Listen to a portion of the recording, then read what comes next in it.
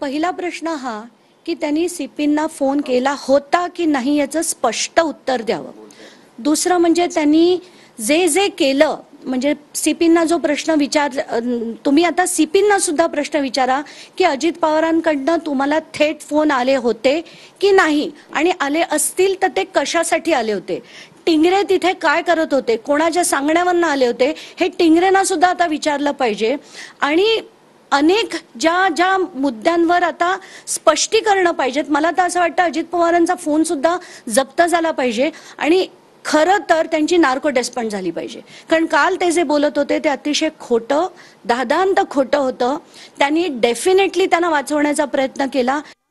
मला काल काही पत्रकारांकडनं कळतंय की अनेक गोष्टी आहेत, त्यांचे अनेक लागेबांधे होते, त्यांचे आर्थिक संबंध सुद्धा होते, ते कसे होते तेही माहिती काढतोय। माहिती मिळाल्यावर डेफिनेटली ती मी बाहेर काढेनच, पण हे जे सगळं होतंय ना ते अतिशय घाण होतंय आणि आता हे थांबलं पाहिजे।